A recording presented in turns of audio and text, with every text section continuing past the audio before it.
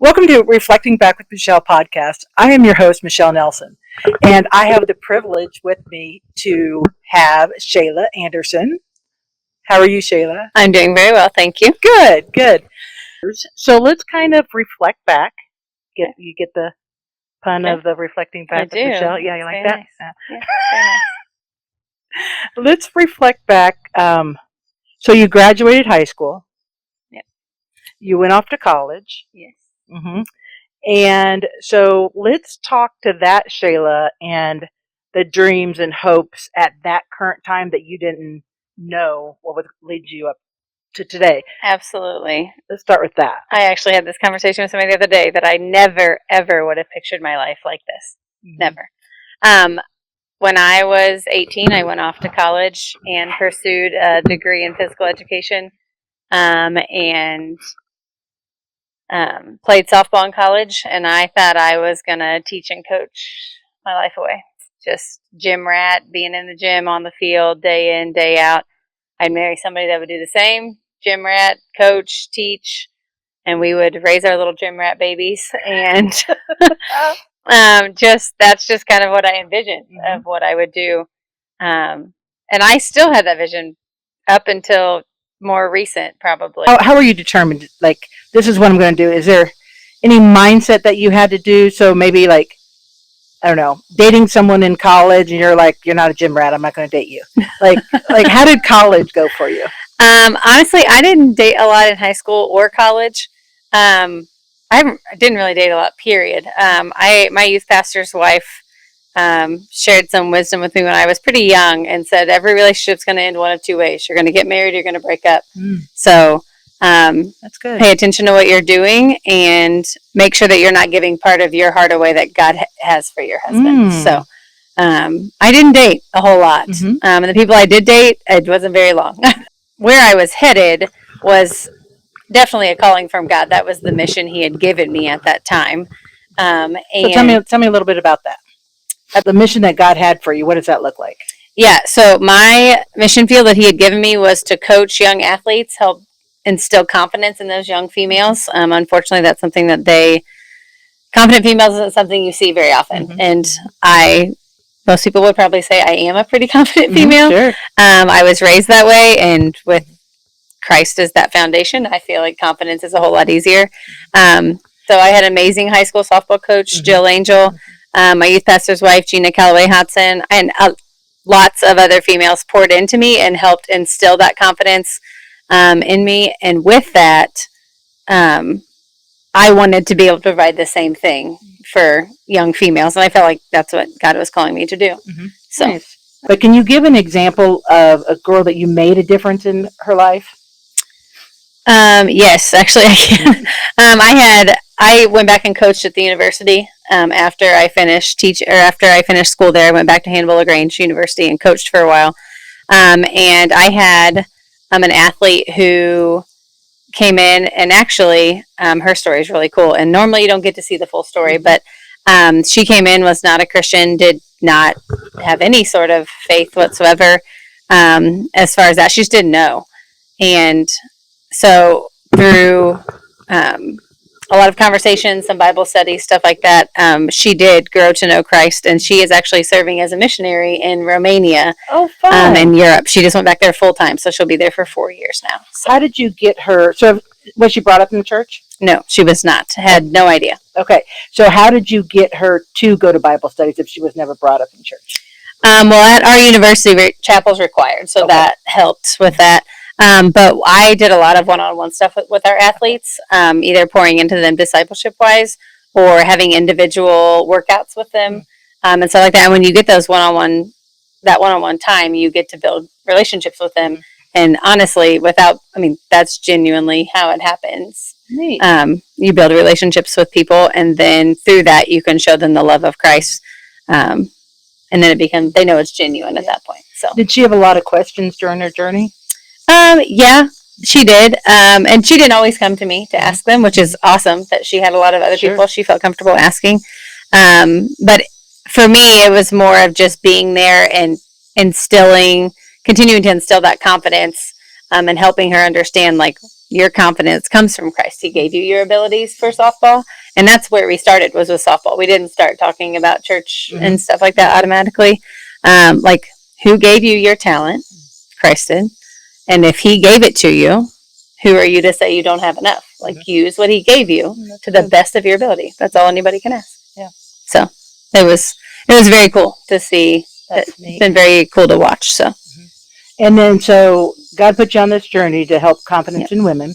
Tell me a little bit about the journey and how that took place. And it was a tough one. A lot of people just assume that once God calls you to something, it's fancy free, and it is not. I had a couple different jobs that ended not great. I'm a pretty tough coach, and I was trained to be that way from. Now, I love the kids. Sure. Don't get me wrong, I love the kids. now you're saying kids, are these still college, or These are high school. High school Then kids. I also Okay. did some college, both. Okay. But I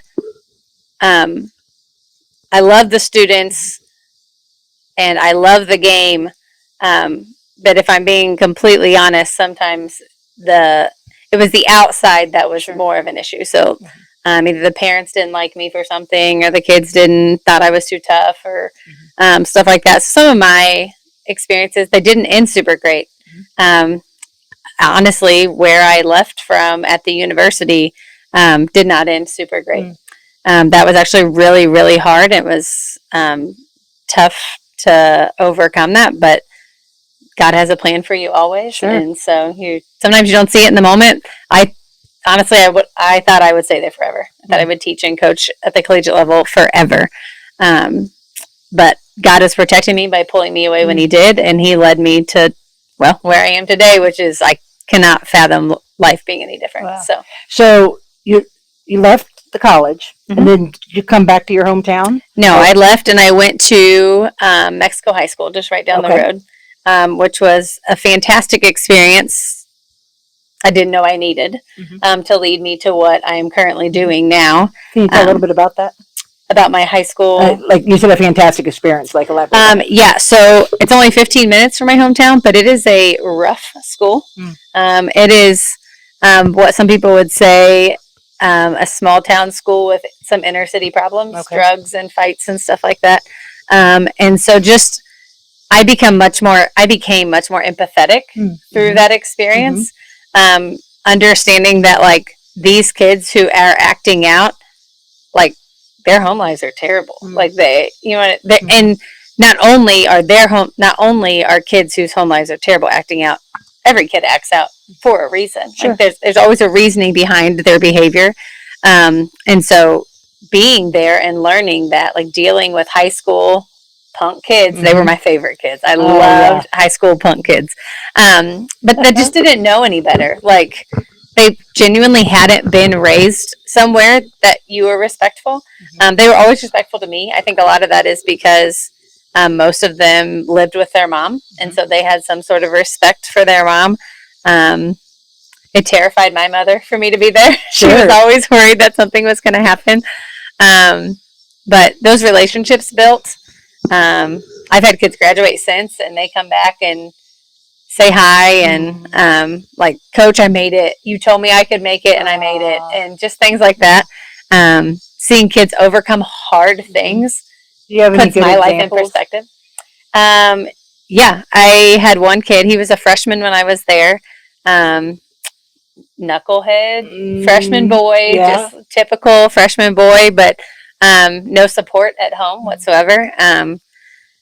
He ended up moving to Centralia his sophomore year, I think, and I saw him one day, and I was like, "What are you doing here?" And he's like, "Oh, we just moved to Centralia." And I was like, "That's awesome." Well, then I found out he was in Coach Angel's one of her classes to, like, help kids, like a recovery class or whatever. Nice, yeah. And I said, "Dude, she don't play." And he goes, "I know, she's just like you." And I said, "That's where I learned it. That's where I learned it." Right, absolutely. So I said, "But listen to her. She will help you get where you need to go, and you can do this." Fast forward a couple years, I'm walking out of the school, and he ended up graduating early. But a kid who never thought he'd graduate, never thought he'd do anything. I'm walking out of the school with, I don't even know what I was doing, just leaving for the day, I think. And he's in the pickup line. Somebody's picking up a kid, and he jumps out of the car and runs over and gives me a huge hug. And he's like, "Coach, I did it." I was like, You did what? Wait, hold on. What'd you do?"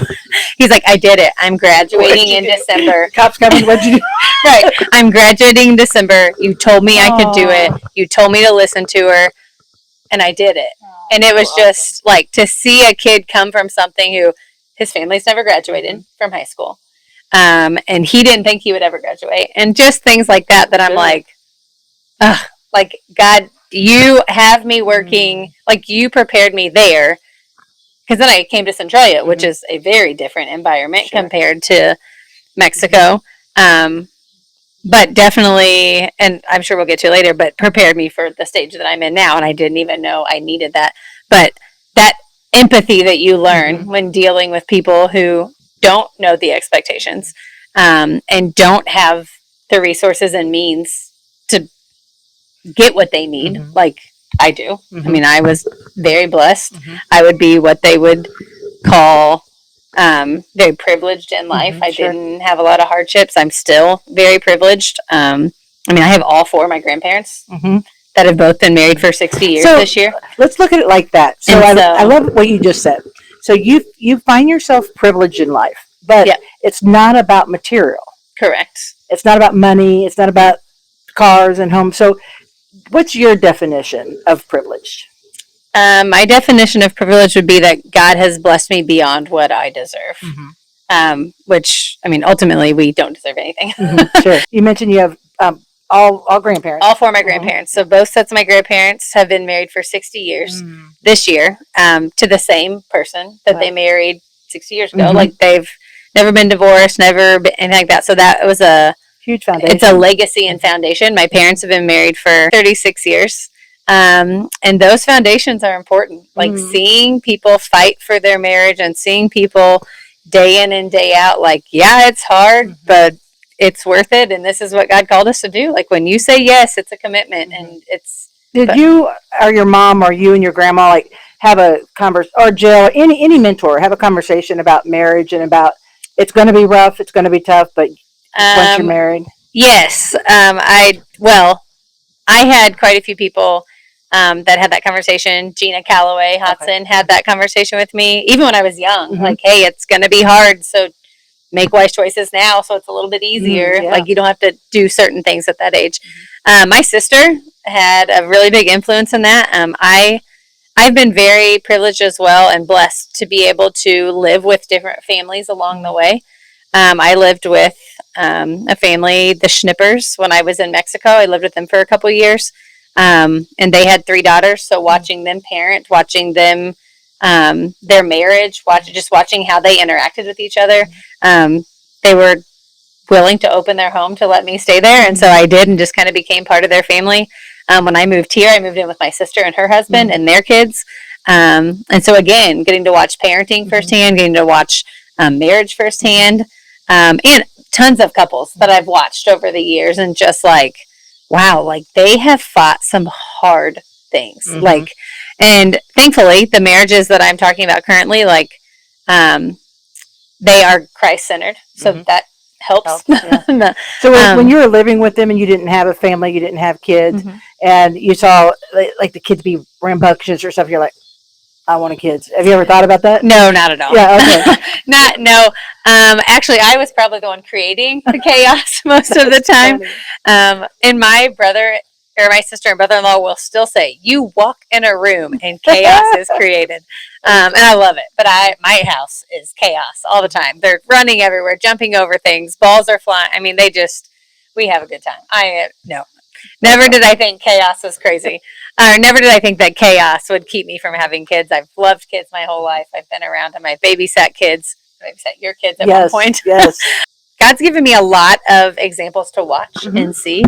And that has definitely helped mold and shape who I wanted to be as a wife, who I felt like I needed to be as a wife and a mom. So what's your next chapter in life? Friend from high school is like, let's travel. My sister joked when I left, hey, don't be going to marry anybody at this demo. And I was like, yeah, because I'm ready to go around the world and travel. And well, while I was at the demo in Pennsylvania is where I met my husband. Okay, do tell. They told us they were asking us who was medical missions, like what were you interested in? Raise your hand for those different things. And they said, once you raise your hand, go find those people who are interested in the same things as you.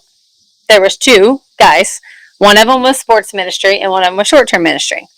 Naturally, I thought I'd go talk to the sports ministry guy because that's fun, which was not Kyle.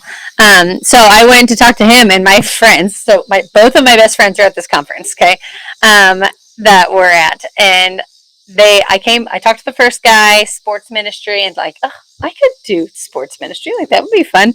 And they're like, dude, he's cute. And I was like, I know, right?